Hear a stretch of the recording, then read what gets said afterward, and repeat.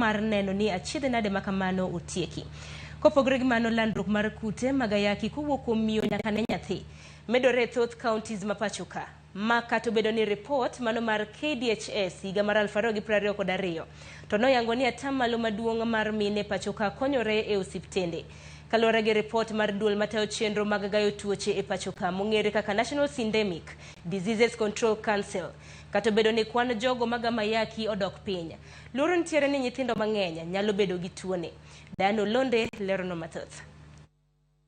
Lipot mogol kod duol matayo chenro mag gayo tuoche pacho kae oyango ni landruok tuo ayaki ne nyithindo minyuolo kowuok kuom minegi medo idhe counties duto ma pacho ka.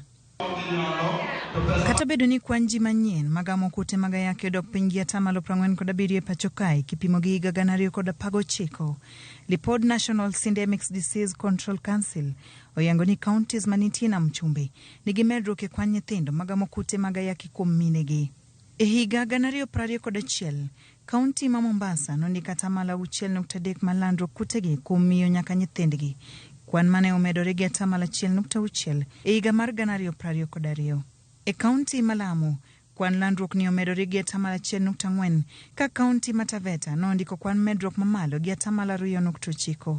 E gwenge ma ugwe, kaunti ma Wajir landruok mar ayaki mar miyo ne nyathi omedore gi atamalo 2.3 kowuok atamalo 27.3 e higa 2021 nyaka atamalo 29.6 e higa 2022, ka kauntis mag Mandera gi Kitui omedore gi atamalo 2.1 moro ka moro. E gwenge ma Imbo, kaunti ma Vihiga omedore gi atamalo 1.9 ka Busia kwan ni omedore gi atamalo 1.8 e kind kauntis mamoko.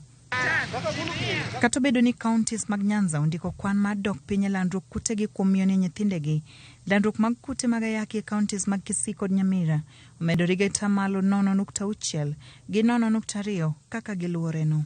Lipodni oyango ni landruok makamagi kelo luoro kendo nyalo keto piny Kenya kama rach, to moloyo sechegi ma riwruoge ma osebedo ka siro piny Kenya noyango chungo sir ma gichiwo ne Kenya ni chenro duto mag kute mag ayaki kochopo higa 2030. Bende lipodni oyango ni ji 20,997 nowito ngimagi ne kutegi mag ayaki e higa 2019 kipimo gi higa mar 2023 ma ji 18,743 osewito ngimagi gi tuoni mayango dok piny ma tho gi tuoni gi atamalo 12. E kwan ni nyithindo mawito ngimagi nodok piny gi atamalo 47, rowere atamalo 15 ka tho jomadongo nodok piny gi atamalo 3 kende. Kata obedo ni report mar Kenya Demographics Health Survey higa 2022 noyango ni thoth joma mine ne konyore bwo joma olony, penjo maduong' en ni ng'ikruok ni kanye e lweny mar geng'o landruok mar kute mag ayaki kowuok kuom miyo nyaka ne nyathi.